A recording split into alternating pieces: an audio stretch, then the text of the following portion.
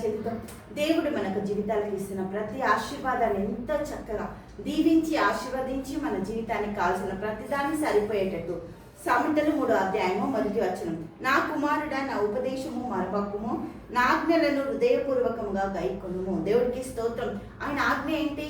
వాక్యము, ప్రార్థన, ఆరాధన, స్తుతి, ఆయనతో ఉండడం, ఆయన సమయము, ఆయన ఒక జీవితాన్ని మనము గుణగణాలతో నేర్చుకొని ఆయనతో సావాసం చేసి ఆయనలో మనము జీవించేటట్టు గొప్ప ఆధిక్యతని మనం పొందుకునేటట్టు ఆయన మనకిచ్చిన గొప్ప సహాయత. దేవుడికి స్తోత్రం. నా ఉపదేశం వినండి, నా మాటలు వినండి, నాతో నడవండి, నా పరిశుద్ధత నేర్చుకోండి, నాతో మీరు జీవించిన ఎడలా అవి దీర్ఘాయువును సుఖ జీవముతో గడిచే సంవత్సరములను శాంతిని నీకు కలగజేయును.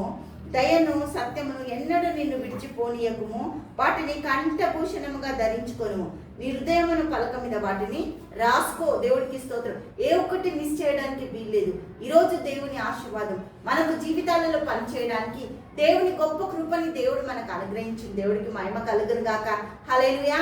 తండ్రి యేసానికే స్తోత్రం. గొప్పది, అద్భుతకర, ఆశ్చర్యకరం నీకే స్తుతులు స్తోత్రాలు చెల్లిస్తున్నాం. ప్రతి కుటుంబాన్ని దీవించండి. నీలో ఎదిగి ఫలించేటట్టు, నీ ఉపదేశాలు అంగీకరించేటట్టు నాయన నీ కార్యాలు చేయి ప్రభువా. నాయన నీ బిడ్డలను దీవించు, నడిపించు తండ్రి. యేసు నామములో ప్రార్థిస్తున్నాము తండ్రి.